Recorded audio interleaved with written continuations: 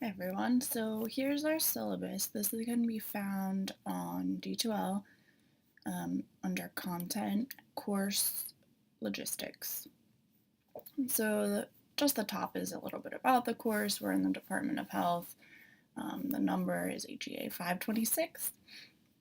My information, my name's Kate Brennan. My email hasn't caught up to my married name, so my email is still kwillner, WILLNER, at wcupa.edu.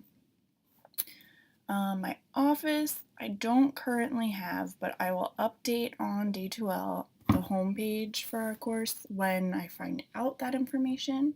My office hours will be Mondays from 1 to 3, Tuesdays from 4:30 to 6:30, and then I'll have digital office hours on Thursdays from 6 to 8 p.m. Additionally, if you can't meet at any of those times, we can try and set up an office hour meeting sometime if you contact me, so we'll work something out there. I'm available via Skype during digital office hours, and that's my Skype name, Kate W. Brennan. So, some expectations about communication. I respond within 2 business days, but usually faster. However, if you don't receive a response after waiting for 2 business days, send me a follow up. Sometimes things don't come through, or I get deleted. I delete them accidentally, or I completely forget. I am human, so if I haven't answered after 2 business days, you can send another follow up email. Please send all emails from your Westchester account. If I don't get it from a Westchester account, I won't respond. Most often, the emails from other accounts get caught in my spam filter, so I don't actually even get them. So please use your WCU email. I try not to answer emails, Skype calls, or remind messages over the weekend, so keep this in mind when you're working on your assignments. Sometimes I may answer, but don't expect an answer on the weekends. Tutoring information. So if at any point you're struggling in this class and you would like to work with a tutor, there are 2 tutors that took this class last semester. So Paula and Erin, you can reach out to them on your own if you need additional assistance. So they were really successful. They're also students though still in the MPH program, so they're not going to do the homework or quizzes for you. They're there to help you learn the material for you to be able to complete those assignments. The course description, this is from the graduate handbook, so an overview of scientific methods, research design, sampling, survey techniques that are pertinent to health issues. We'll be using some epidemiological and statistical software to analyze health data sets. And our prerequisite is a Math 121 or equivalent, which is just a basic undergrad statistics course. So we're going to focus on applying methods to different public health research designs with scales of measurement. We'll display and summarize public health related data and also apply and interpret different statistical tests. So we're going to do everything via SPSS, which will be super exciting, and we'll emphasize data interpretation and write-up. Course objectives are listed here. They're the 10 objectives of our Association of Public Health Schools master's degree program. So describing the role of biostatistics, basic concepts of probability, preferred methodological alternatives to commonly used statistics, distinguish among different scales of measurement and how that influences other statistic methods, describe statistic techniques to summarize data, apply common statistical inference techniques for different tests, use different descriptive and inferential methods based on this type of study that's being used, apply basic informatics techniques. This means graphing and making pie charts and other fun things with vital statistics and public health records, interpreting results of statistical analyses, specifically those found in public health studies, and developing written presentations of statistical analysis for public health professionals and educated lay audiences. And then here we have the 5 core competencies of the MPH program that we address in this class. So biostatistics, epidemiology, we touch on research, planning and evaluation, as well as communication and informatics. And then I have here the table that links these 5 MPH core competencies to the objectives listed up here, and then how those objectives are assessed over in this last column. So your homeworks are assessing the majority of these big components. So when you're working on those assignments, remember that that's how I know that you have met all of these objectives and competencies. The required course resources. So what you need for this course is the SPSS Grad Pack base version 24 or 22 or 23. You can lease it for your computer at this link here. It's a 6-month license that you will use on your own computer. So you can install this download onto 2 computers. It costs $35.95, and it is required. So if you're struggling for money and you have someone you know is also taking the course this semester, or you want to pair up with someone who you don't know but is willing to share the cost, you could actually buy one license, split the cost, and put it 1 copy on each of your computers. There is no required textbook for this course, so I'm asking you to, instead of buying the textbook, spend money on SPSS software for your own computer. This is my recommendation, but if cost is an issue, please email me for other options.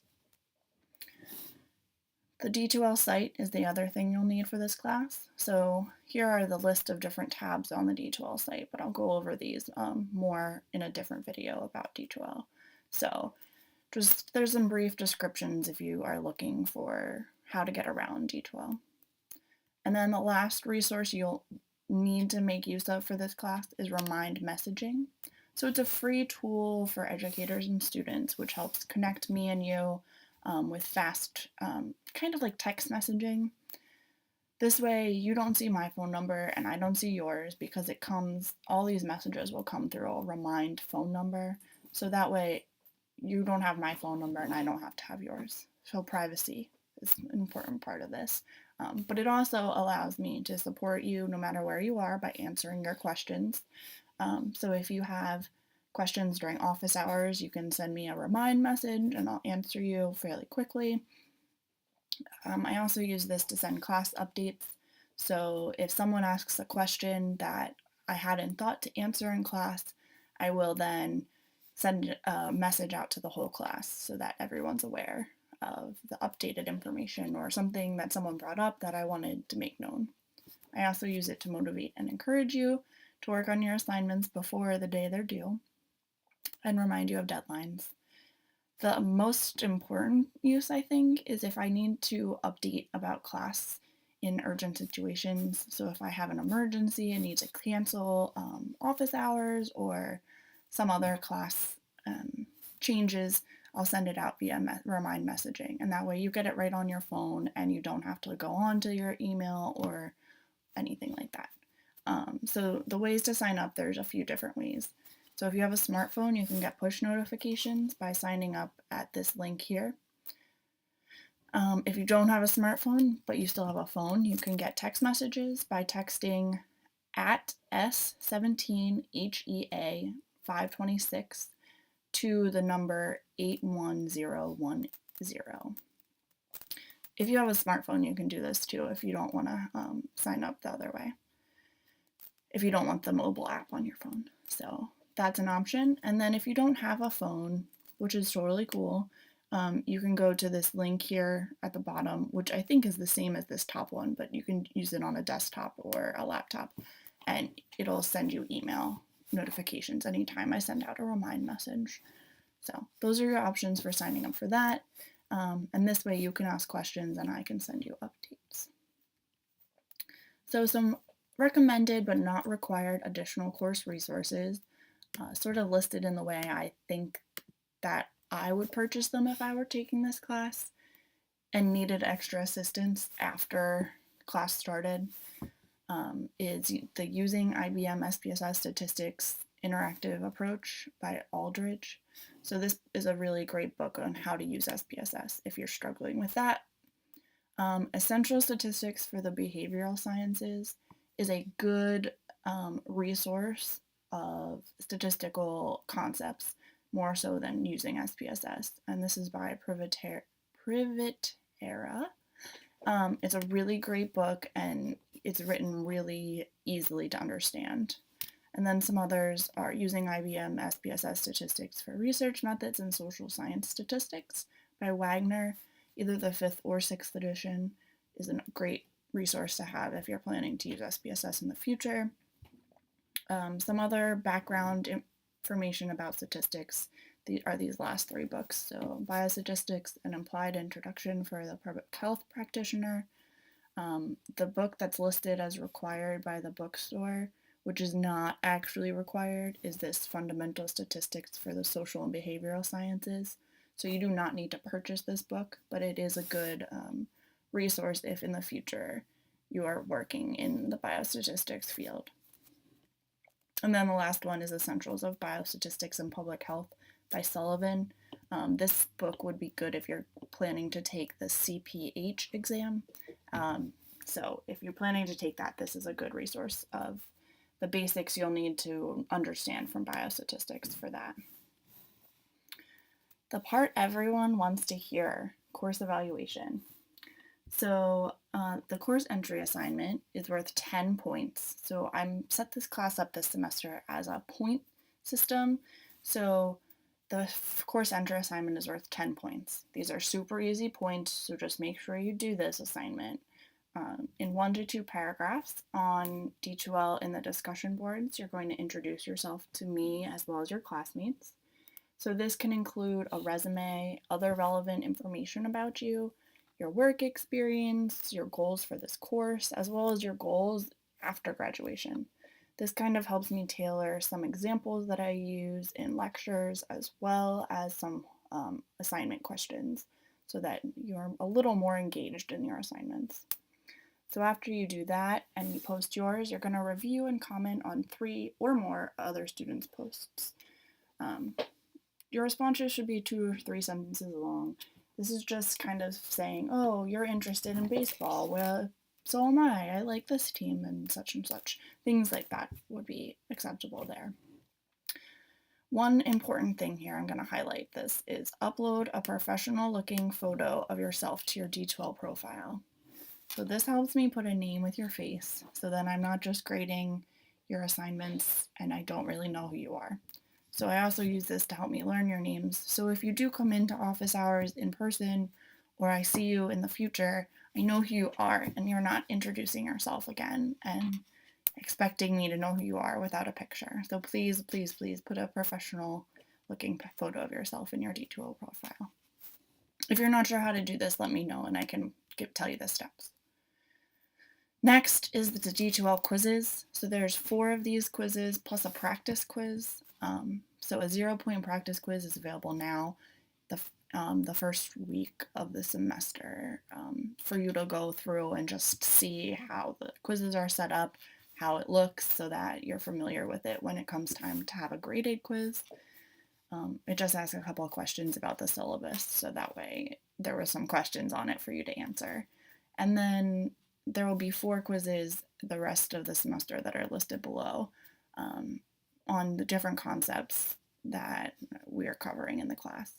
Most of them will be multiple choice questions or matching or ordering, things like that. And the quizzes will be posted, the due dates and times are listed below. They're posted on D2L for a week. So you will have 1 chance to take them and they're posted there for a week. So you can take them anytime during that week. Moving down to the homework assignments. So there's a total of 300 points for these homework assignments. Each of them are worth 30 points. So there's 10 assignments worth 30 points each. So that's 300 points. So in different modules, there's a Word assignment or Word document posted with the questions you'll need to answer based on the week's topics, materials. So the completed assignments will be turned into the D2L assignments folder. You're welcome to work in small groups, but make sure that everyone is writing their own answers and they're in your own words. If you copy a classmate's work, you will get a 0 for the assignment, and I will notify the dean, which is not exciting for anyone. So let's not copy each other's work. I have caught people in the past, and it's not fun for me, and it's not fun for them. So you may work together to share ideas, but please make sure everything is in your own words. Any changes to these due dates will be posted on D2L. There will be 2 extra credit assignments this semester. So each assignment will be worth 15 points. So there's a total of 30 points up for extra credit. So it'll be a Word document posted to D2L with questions, same thing, answered with any material that we've covered up to that point in the semester. It's the only extra credit opportunity for the course, so if you don't complete and submit them by the folder to the assignments folder on D2L by the due date, I will not accept them, and you will not be able to ask for any additional extra credit beyond those 2 assignments. Moving down a little bit into the document, we have a list of what the assignment's called, just an abbreviation for that's what I usually refer to them as, what the topic is, how they're when they're posted on D2L, and when they're due. So the most important thing was when they are due here. So make sure you have this information handy. I'm just moving down to homework 1 is based on the first module in the class. Homework 2 is based on the Introduction to SPSS module, and the first quiz is based on both of those modules. So that's how this table is set up here. Grading system is the same as the WCU graduate catalog. So if you get a 93, you'll have an A. If you get a 92, you'll have an A minus. If you get an 84, you'll have a B. If you get a 70, you'll have a C minus. If you get below a 70, you'll have an F, because we do not recognize a grade of D for graduate study. So if you're at that point, you may consider withdrawing at the appropriate time this semester. So here, the no grade, if I grant you a time extension, if you have extenuating circumstances, you get a no grade at the end of the semester. Withdraw, if you withdraw from the end of the first, between the end of the first week and the end of the 9th week of classes, that would be considered a W grade, and then a Y would be under non-academic circumstances where there's documentation that you never actually attended class after the first week. So those are just some grade breakdowns. The course policies and my expectations for you. The readings will include textbook chapters, journal articles, and other handouts that will be posted to D2L under the content for each module. So that's why you don't need a textbook, because everything's posted online.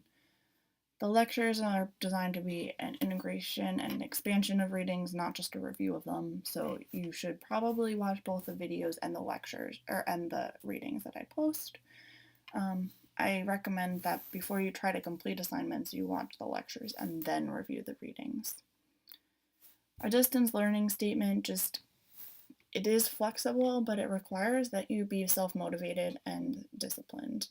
So make sure that you would be spending 3 hours a week in an in-person lecture, so that would be the time you need to review lectures and SPSS demonstrations, and you should expect to devote at least a minimum of 6 additional hours per week for assignments, readings, and additional resource review.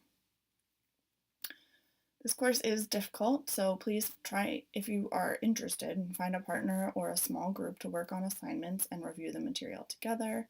Just make sure the answers are in your own words. Look at your WCU email account. Sometimes there will be updates there throughout the university-wide or from myself. Failure to check your email is not a good excuse for not completing assignments. So be professional, use proper grammar and things like that as best you can. Assignment deadlines so all assignments are expected to be completed on time.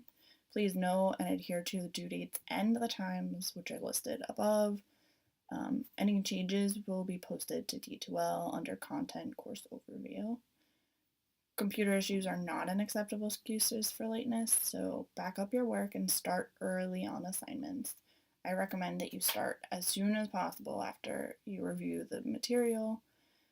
Other students have commented early on that they waited too long to begin assignments, and then they ran out of time to finish completing them before they were due.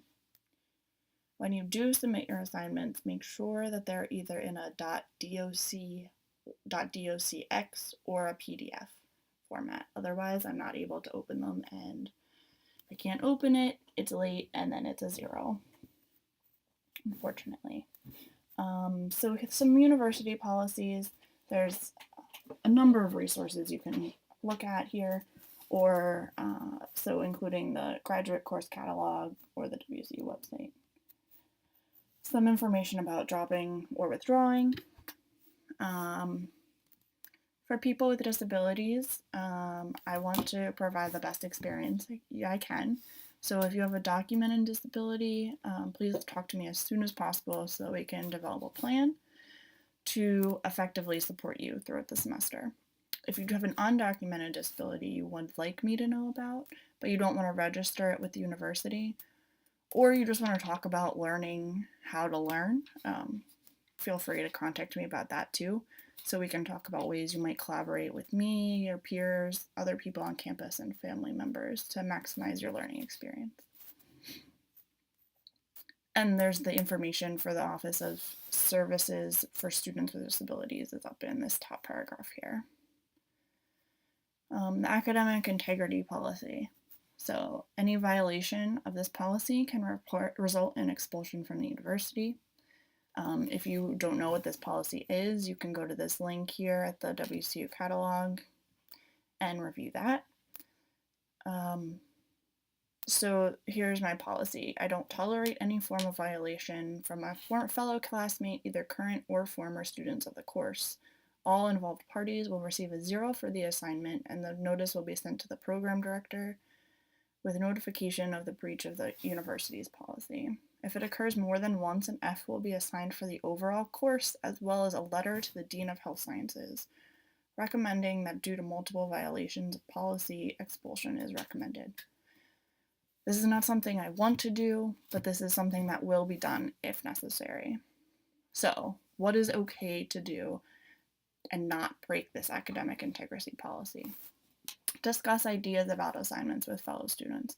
Work together to bounce ideas off one another. Showing a classmate how to do a computer procedure, or getting help that way. Getting help from me, your instructor, or from one of the designated course tutors is acceptable. Or modeling your work directly after examples I give you or that are in course materials. And of course, just doing the work by yourself is acceptable. Some practices that are not acceptable: copying another student's work or duplicating it. So you cannot complete an assignment by having another student dictate the keystrokes to you or letting student do things for you. You can't submit another student's work in whole or in part as your own. Copying electronically or by hand someone else's file, modifying it, and handing it in as your own work. Having someone load their assignment onto your computer and then modifying it and handing it in as your own work. Allowing another person to copy all or part of your work to hand in as their own. So you should not provide a paper or electronic copy of your work to a classmate to use as a reference in doing their work. And please don't post your work to a website or an electronic bulletin board for reference by others. This has happened before, so if you have someone you know in the class who sends you an email saying, hey, I'm having trouble with this, can you send me your copy of your work so that I can see what you did? Unfortunately, if you send them a copy and they submit that as their assignment, you'll both receive 0s. I know it's strict, but I can't prove that you didn't do one of these other things that are listed here. So don't send a person your work. Talk about it together. Work on it together, but don't send each other your work. This is obviously not a comprehensive list of everything. It just is some examples of violations that I've seen happen previously. So try not to do any of those. Title IX is a newer thing we're having on our syllabus here. So I have to report anything that is communicated during the sexual violence, any reports of sexual violence that is not during a classroom discussion, a writing assignment for class, or as part of a research project.